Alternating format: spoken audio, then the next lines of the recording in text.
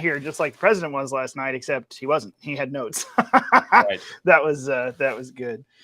Oh, all right. No time to prepare. Links to the side. I think we're just going to spam people with Babylon Bee links today. So That's always a may be win. where we go. It is a win. I think so. Yeah. All right. Let's get going now that we're bringing people in. Bringing people. What is it Ed used to do on his when Ed broadcasts his radio show? He always, come on in. We'll do something like that here. Welcome everybody. Welcome to another Unauthorized Caucus. It is Thursday. It's noon. It is very unauthorized. It's even more unauthorized than what CNN accidentally let onto their airwaves last night. Or was it an accident? That's what we're here to talk about. There are no today. accidents. There are no accidents. Well, it's true. There are no accidents. And especially in the world of the media and the 2024 election, this is definitely not an accident. So let's dive into that. But first, before we get full sail into that, let me say just a couple of things. First of all, hey, we've already got our first 2 hearts. We haven't even said anything of dire consequence yet, Andrew. And our comment section is already coming alive. We did. We mentioned the Babylon Bee. Seth, if you're watching, feel free to retweet this. Feel free to share the YouTube video. Just pop the little link there into any of your social media, even Instagram, something lesser. It's perfectly fine. Just share the link. We actually know Seth. So we can say that with authority. When we usually say that about Elon, we do. Yes. Elon, but we do know Seth. We don't know Elon. We don't know Elon. We love the Twitter again, but the Twitters. But yeah, Seth has been a guest on our stuff before, and he's really definitely a very unique and fearless person. I'm really happy that he took over the Babylon Bee when he did, and I think it's been a really cool explosion. But first, let me make sure, speaking of the Twitters and social media replying, if you're on social media watching this right now, please make sure and hit the subscribe button, big red on YouTube, big green on Rumble. And also, if you're on Twitter, Facebook, any of the others, hit that retweet or share button. Make sure you send the link to someone so that they know you're watching this and it's a conversation that they should probably get in on. Likewise, also, primarily, make sure for me, that just for me, please, and for Andrew too, but mainly for me, go to phyllisschlafly.com, sign up for our email list, and we can get around it no matter what happens. And if someone crazy takes over Twitter again, you won't lose touch with us. Go to phyllisschlafly.com. We don't spam you. We just give you important notices, and we keep them as short as possible. So bear that in mind. Head over there, and also you'll see some upcoming events. Click on the events tab. There's one tonight in Pennsylvania that a lot of our folks are going to be enjoying.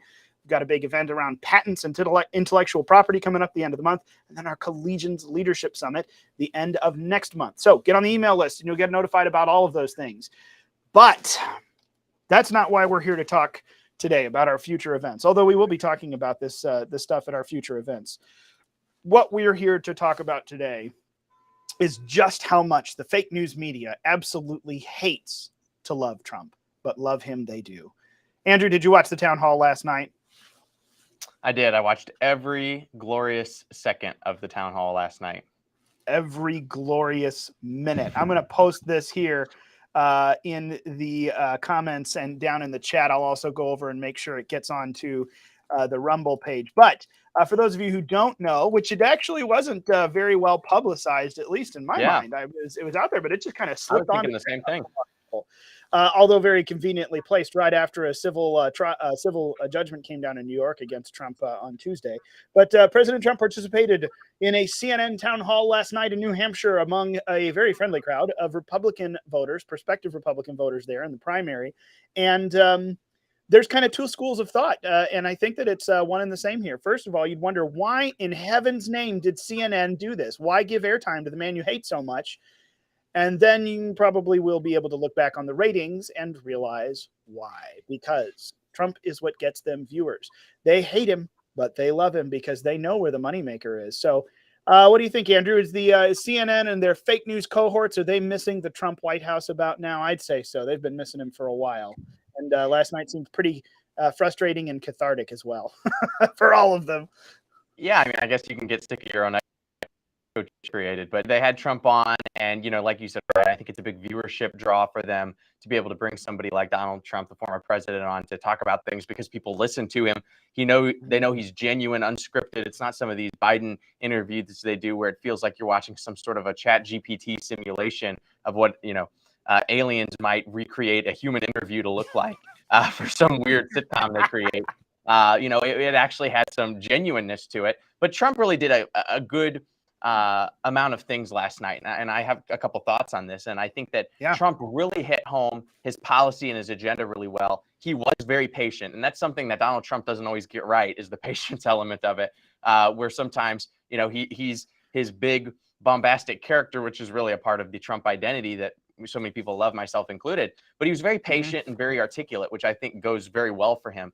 But he hit his foreign policy. He hit the energy independence issue really hard. He hit these ideas about our election and fraudulent elections and paper ballots and same-day voting. And I felt like he communicated the issues very well. All the things that Caitlin Collins, who was the town hall administrator for CNN last night, all the things she threw at him regarding the allegations and the New York trial and et cetera, I felt like he handled that very well. And my favorite part, Ryan, and I was watching this last night and this morning, and I was messaging you while we're doing this, and she asks him, and this is something Trump needs to do more often, and more conservative people need to do this more often, because we have the truth and the facts on our side, is that Caitlin Collins starts calling Trump out on January 6th and says, deadly insurrection, et cetera, why didn't you call it out? Why didn't you tell people to be peaceful? And Trump reaches into his blazer and says, you know what? I didn't want to do this, but I'm going to do it. And he pulls out this document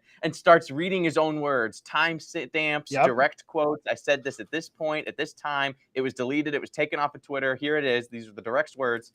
And he just throws it in her face, throws the receipts at her. And it was glorious. And she was left where she has to be left, which is in silence, in ignorance, and on the wrong side of the argument, because the facts bear witness. And he brought that forward. And to bring the paper and say, look, this is what I said, and to read it to people, that goes extraordinarily far. And it shows that CNN is not a journalistic association that searches for truth. It's a lobbyist organization for the Marxist progressive ideologues. And he blew it out of the water. It was incredible.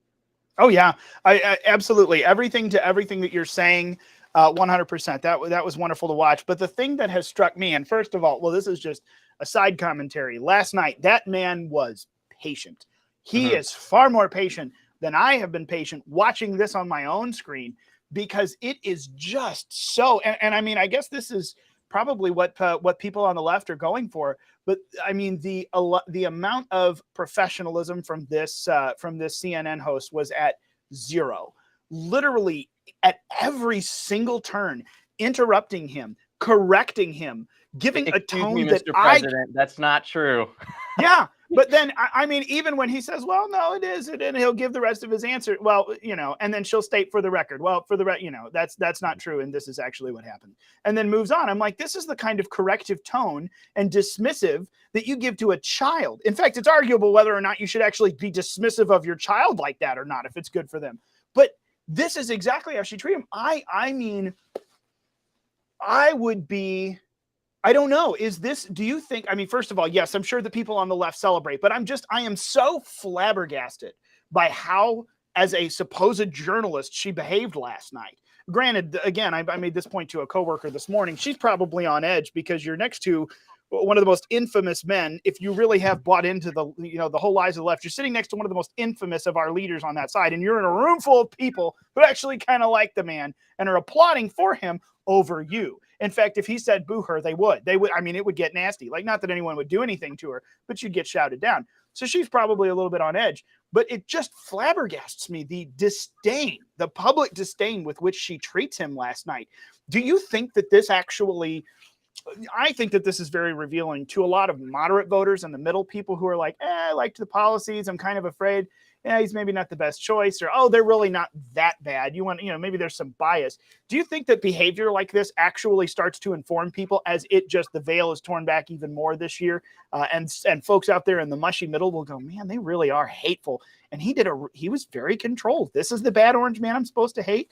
He brought the receipts. He had them. Like, What do you think, Andrew? Does this sway people in the middle? I would sway me if I'm in the middle, but I think it has to, if you're an honest observer of, that which conforms to fact and reality. But I think that what Donald Trump did last night, like you said, Ryan, during the CNN town hall, which everyone should go watch, by the way, because I agree with what you said, that it wasn't. And there's a link. There's a link down in the comments or in the chat.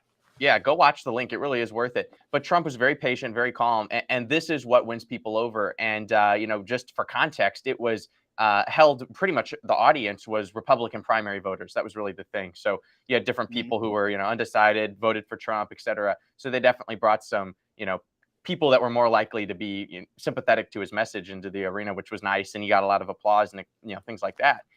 But when you watch these interviews with MSNBC or Chuck Todd or Meet the Press, and they're with any Democrat or Joe Biden, it's extraordinarily kid glove. And we've been talking about this for years. Conservatives have, where you have the mainstream bias, and the media handles whoever the president is, if they like them, with kid gloves, and doesn't ask them the tough questions.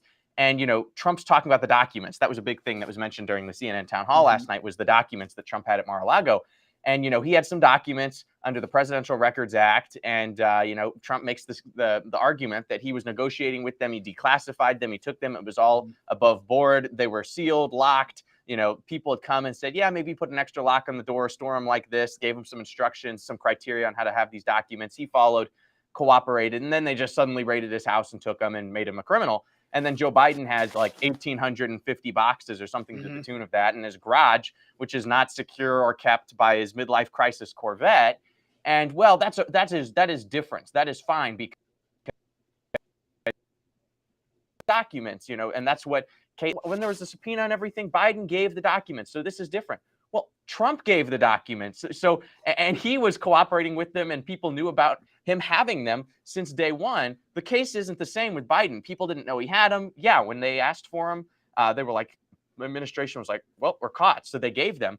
But she was acting like that was some big exoneration for President Biden. Well, when he was asked for the documents, he gave them back. Well, so did Trump. And the prior series of events before that, Trump was cooperating with the NARA, the National Archives Research Association, or whatever it is, Records Association, whatever the acronym is. But there was prior cooperation. So you just see the bias where the facts are so clear of who handled this better, and she's sympathizing for Biden and defending Biden. It really is kind of gross. It's just gross. You get this icky feeling watching it. And, it's just sick. It really is. And that's one of the words that I used this morning in describing it. It really is sick and twisted. But I tell you what, this is kind of what comes around to the whole thing. I saw someone back here in the comments section, which, by the way, on YouTube, our chat's going wild. We may need to dive into a couple other things here in a minute, but we'll stay on topic here for a moment. But yeah, someone put down, fake news loves to hate President Trump. No. Well, they do love to hate on him. But the thing that they don't recognize is they do hate to love him. Because they do. It's absolutely amazing to see this last night. It's almost as if, and I'm going to post another link here down in the chat, comments, everything over on Rumble too. Our president of Philadelphia Eagles, Ed Martin, was talking about this a few weeks ago. He said the media wants Donald Trump to be president. It sounds absolutely crazy to say, but it's absolutely true, because they know who brings the viewers, who brings the ratings, where their moneymaker is. And honestly, I think that they never admit it, but they are desperately longing for the Trump era in the White House, because they had something to do, something to fight against. And honestly, it really did kind of seem depressing after, Biden got in and everyone, woo, and then it all just kind of, as the depression kicked in, so did the lack in viewership.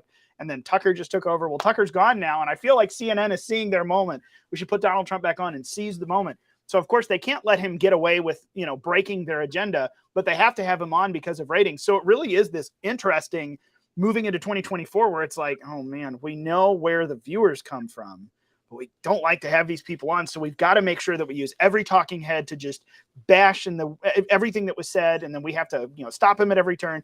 But it really is. Yeah, Ed's getting love in the channel. Hey, come on. Ed's not even here. We don't need to be throwing Ed hearts here on the chat. Come on. No.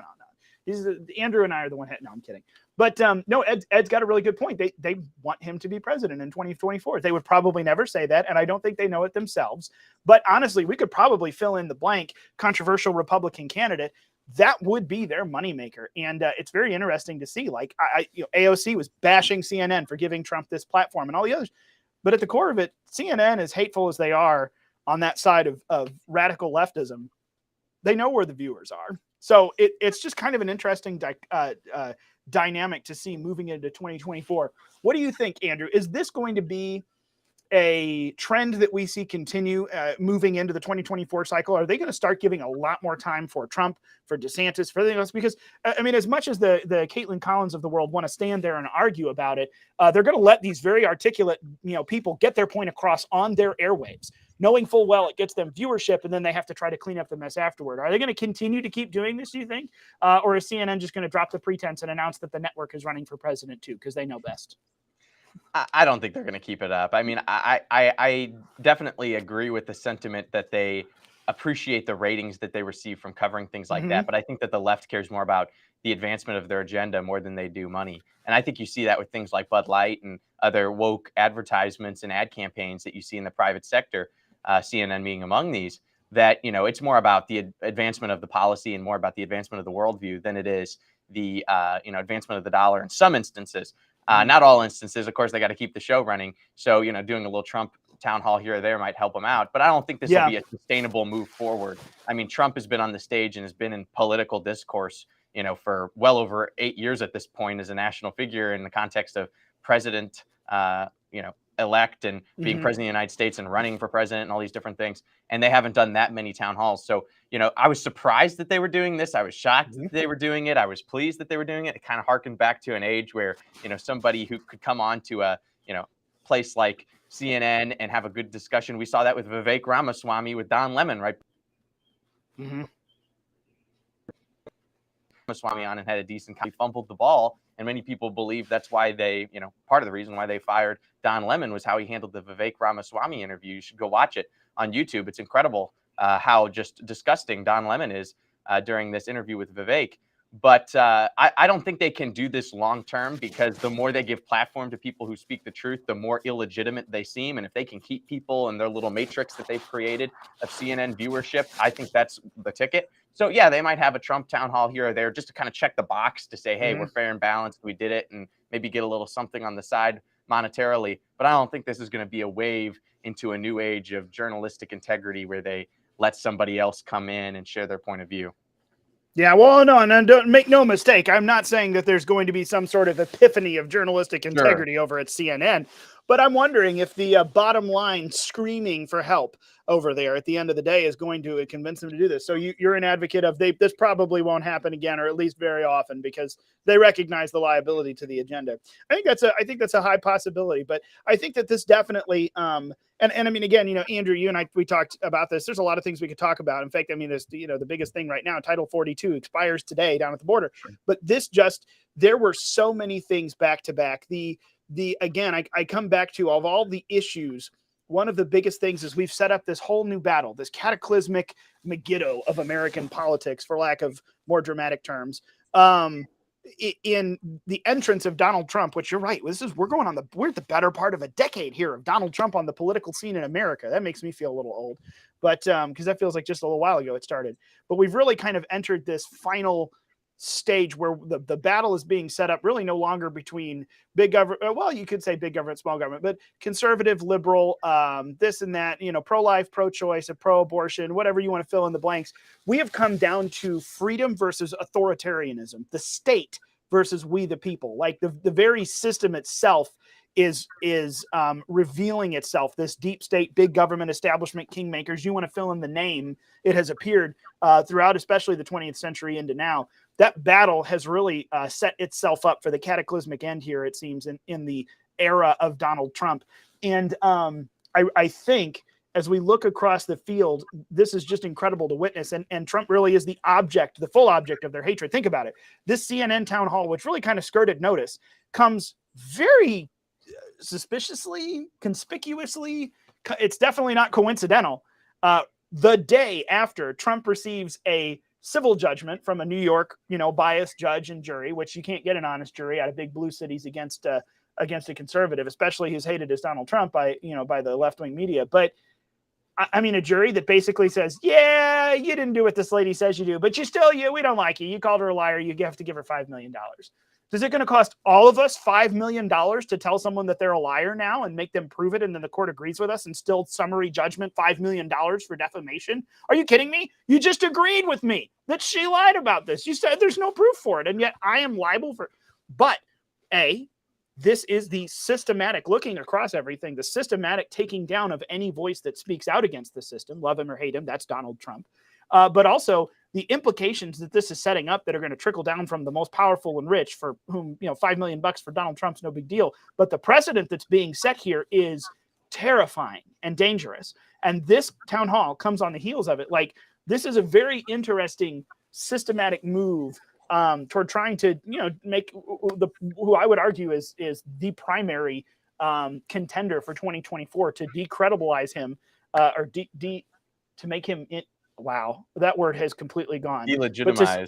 Delegitimize. That's what I was shooting for, to strip him of his credibility, to delegitimize him on the eve of the election year. This is a pretty incredible thing. And also, it's kind of funny you think about it, they're still trying to delegitimize the guy that they have accused and impeached twice of impropriety and foreign interference and overthrowing the government with arms. How they've accused him of how much, and we're still coming back to court, summary judgments in the amount of $5 million. I mean, this is bonkers. They can't take the guy down. It's kind of funny. But this system rearing its head is just incredible to see. And the way that they'll weave pieces together, like this town hall, the night after a summary judgment from a New York court against him, it's incredible. And again, it's just a testament to how well he did last night, that we know this was a setup to, let's put the man on TV right after someone says, that agrees with this lady who accused him of rape or something. And then he just goes and just drops truth bombs everywhere, and CNN bombs out. It's really incredible to watch. So I think that we're definitely setting up an interesting 2024. How do you think? I'm curious. So Ron DeSantis hasn't entered the race officially yet, but I'm curious the dynamic with this, because I know that we've talked about, the Ron versus the Don. You and I have gone back and forth just on hyperbolic hypothesis about what could happen, if they jump in. What do you think happens with this media element if Ron DeSantis jumps in the race officially and starts campaigning around the country? Do you think the media completely ignores him because they think their ticket to getting the Democrat candidate across the finish line in 2024 is just to hate Trump? Or do you think they're actually going to turn and pay attention to someone else, even as dynamic as Ron DeSantis? What do you think that could bring into this equation as far as the media goes in 2024? I don't think that Ron DeSantis, I've been of the opinion the last couple of months, I don't think Ron DeSantis is going to end up throwing his hat in the ring this time. But I do think that they'd probably give him some attention just because it would be big. It'd be really, really big. It's been a very talked about subject. It's been a very discussed part of the political discussion in the last year, frankly. So I think they'd have to cover it. But everybody knows that it's going to be Trump as the Republican nominee. And, everyone needs to come to embrace that. That's a conservative and really pick this as the hill to die on electorally for the upcoming presidential election, that this is the guy that's going to be our nominee and hopefully, God willing, our president. So we really need to get behind that. Will the media, pay attention to Ron DeSantis if he decides to run? I'm sure they will. But, they've been paying attention to some other people who've decided to run, sometimes in very disgusting ways, like RFK, who, is on ABC and they cut him off for sharing disinformation. Yeah. But, it's still giving him attention, bad attention though it may be. So I think that's definitely going to happen. What I'm really curious about, Ryan, is the Democratic side. Who is going to be the Democratic nominee for the presidency of the United States? Is the mainstream narrative machine going to focus on Joe Biden because he's the perfect puppet, or are they going to go with a little bit more of a slick talking politician and prop him up? What is going to be the uniparty, the, New World Order folks, the deep state? What is their tactic going to be? Is it going to be business as usual with Biden like it's been in the past? Or are they going to pick somebody who's a little more slick, a little more, smooth talking? That's what I'm really curious about, because I think our dinner plate's kind of set before us as conservatives of what we're going to do. I think it's Trump, and it's Trump all the way. But for them, it's a little less clear, and I'm really interested to see what's going to happen with that. No, I think you're right on the point there. And honestly, and I mean, to your point, I agree with you. I think that at this point, the DeSantis prospective announcement has dragged on long enough. I don't think that it's coming. I could be completely wrong. Maybe he's waiting to test the waters and see if Trump actually can do, like last night. 2015, Donald Trump showed up, for lack of a better word. He sat down. He was serious. He was patient, more patient than I was watching my screen with this lady who took journalistic integrity, rolled it up like a newspaper and smacked someone with it. She didn't use it, that's for sure. Right. But That was the presidential Donald Trump who got things done for 4 years in the White House, and who had a lot of his even naysayers in 2015 and 16 going, all right, let's do this again in 2020. I'm on board now.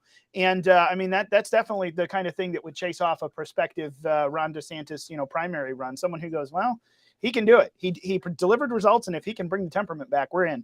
But your point on the Democrat side, that is definitely something that's incredibly interesting, because I mean, I think that, it's kind of, it's a double-edged sword for them. It appears to be a pretty sweet setup in that Biden's just being handled and they get to do whatever they want. But also, if Biden bumbles so badly during his handling, it becomes just so badly obvious that we have to get someone else. This is kind of the two different things that we're looking at here. So I don't know. I wonder if this is actually, if we're testing the waters, poking the bear a little bit with CNN town halls and the other, to see just exactly what we're up against. Can we actually get Trump to start, flailing and raging at us or anything? Or is he going to remain controlled? This may have a lot to do, because I don't know if they're going to be able to entirely avoid a debate stage situation in 2020, or in 2024, which they did that in 2020. But frankly, I'm not quite sure that Joe Biden could stand up to a Donald Trump like last night and not come away just looking like a ragged, poor old man,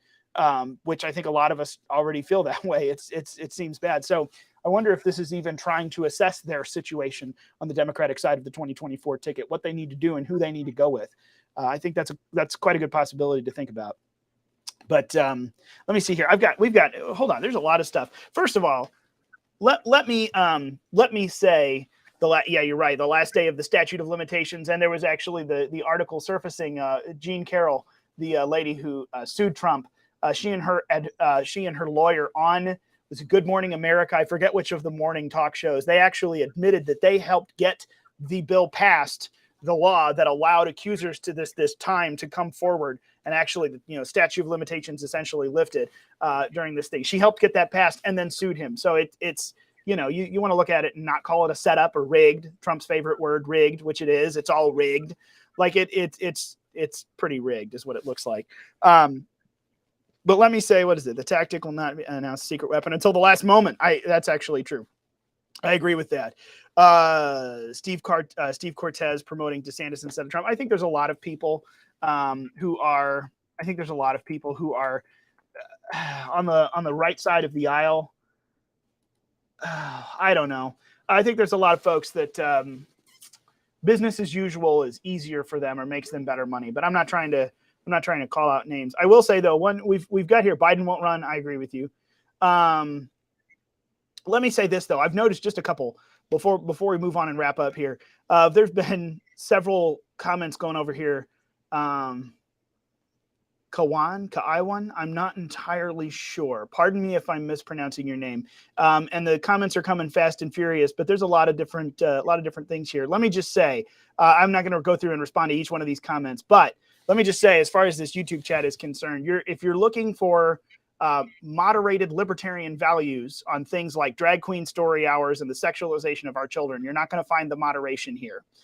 You will find that we are 100% against drag queen story hour, and taking your kids to it does not make it any better if it's not happening in school. It is something that as a culture and as a society, we ought to reject and send to the ash heap of history.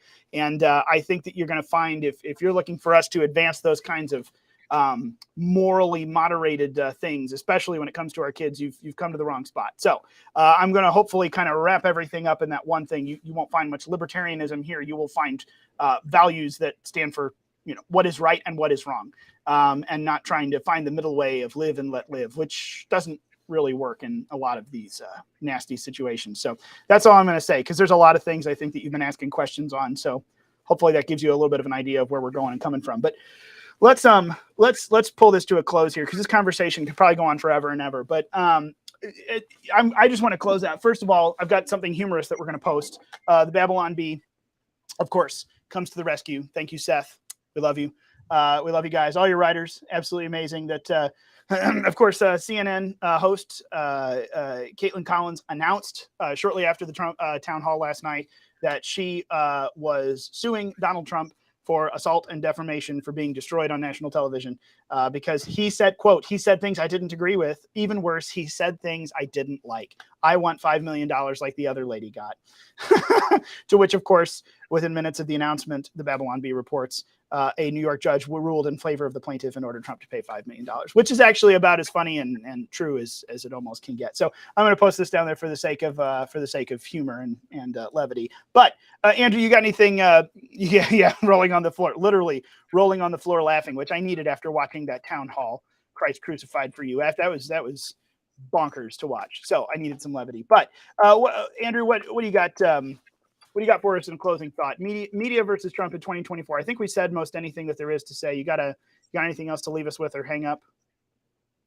Yeah, I mean, I want to be a little bit of a straight shooter on the subject at the end of the day. I think that, at the end of the day, the worldview implication of this is you really have two sides. You have the Great Awakening, which is the side that we want to be on, right? We want to be on the Great Awakening side, the Great Revival side, against this Great Reset, right? Which is the other side. And you have the powers that be that want to reset our institutions and reset media and reset, our global, systems and inner workings and how we view nations and how we view individual sovereignty and state sovereignty and national sovereignty. There are powers that be that want to have a great reset and change the way the whole world operates to create a global government.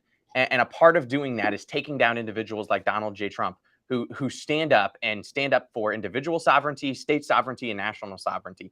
And at the end of the day, media organizations like CNN, MSNBC, you name all of them, they land on the wrong side of that discussion. Yeah. They are not on the Great Revival, the Great Awakening side of this. To continue to get that message out tonight in that town hall, and that's what I'm grateful for. And he probably reached people he wouldn't reach on, Truth Social. Mm-hmm. So, that's a really good thing. Yeah. And I'm excited about that. But really, my whole, prerogative on this is viewing it in those two ways.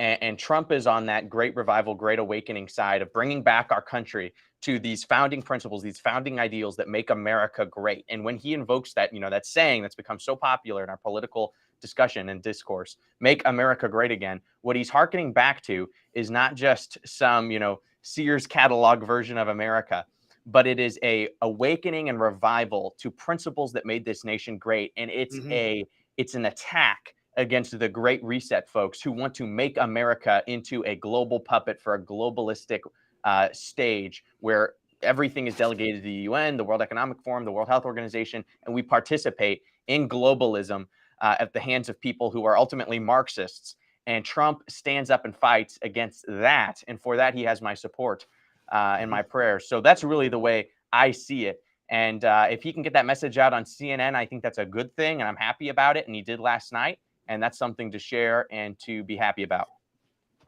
Absolutely. I agree. And let me tack on one final thing there, because this is something I feel like we need to be bold on. Andrew, you're being bold. And I think that what you're saying is one of the things that often gets twisted by a lot of the folks who identify on the right side of the spectrum, but don't necessarily have the correct values, in my opinion. Make no mistake, everyone listening, and be encouraged. When you hear Andrew and I saying these things about Donald Trump being on the side of the Great Revival, the Great Awakening, being against the Great Reset, do not let anyone pigeonhole you, and do not think that we are falling into this. Donald Trump is the savior. Donald Trump is like Jesus. There are so many who want to accuse and run that direction. When you start to talk about Donald Trump standing up for the right things, or any conservative standing up for truth, oh, well, you're just, fill in the blank, making a celebrity to the Jesus level out of this person. No.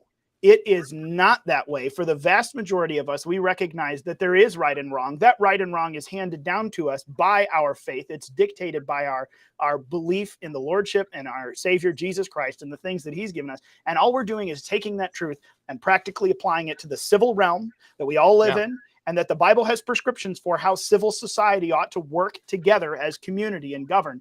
And when someone stands on the right side of those principles, it is good to praise them and connect the dots, that those two things go hand in hand. No, Donald Trump isn't Jesus and going to lead America into a great awakening. But if he is speaking the truth, if any conservative, any candidate is speaking the truth, we ought to connect those dots and make sure that people understand this isn't just some sort of pick your shade. It's kind of all headed the same direction. No, there is right and there is wrong. And as America, we were built upon standing up for what is right. We were built upon the Judeo-Christian ethics that we know stand for right, and it is a good thing to be bold in that. Don't let them pigeonhole you, which I keep seeing so often, and is particularly dangerous because it comes from what you could consider our side. If we're dividing the world in half, our side of the aisle, even though these folks aren't conservatives, in my opinion, a lot of them, and there are a lot of them. So be bold and be understanding of exactly where that's coming from. Don't let them shove you into that hole, because it's just not simply true. We have to be ready to go, just like Trump was last night. Respond with the facts, respond with the truth, and do not be rattled by people who are literally in your face, breaking every rule of debate strategy and rules, which this lady did. Caitlin Collins apparently never took high school debate, because holy cow, did she break all of the rules last night. Oh, anyway, we won't go back onto that. So in light of all of that, be bold, have these conversations, be prepared, flesh out the possibilities amongst friends, and then take it out to people who are a little more skeptical. And this is what we got to be doing. This is the path forward to victory, changing hearts and minds in 2023 and 4, not just changing enough votes to win. Because if we just manage to keep limping along election to election, that does not turn the country around. We need to change hearts and minds to turn the country around. So thank you, everybody, for being with us. As a quick reminder, not only go and sign up for our email list, phyllisschlafly.com, but my email, you get to me, ryan@phyllisschlafly.com. You can get to both Andrew and I. I see this, the name I was mispronouncing is different. Kayla is the person we're talking about. Hey, you got questions? You have some libertarian beliefs. You kind of like Trump, but it sounds a little different. And if you have any questions or you want to ask what we think about something, if it's off topic in one of the videos, email me, ryan@phyllisschlafly.com. We'll get back and forth with you and get into a conversation, because again, we might not be touching on that topic. So you may have a lot of questions in the chat we don't get to. That doesn't mean we don't want to get there. And we still want to talk about these things. So thanks for being with us today. Andrew, thank you for joining me. Rumble, thank you for being with us over on the chat. We got stuff going in over there.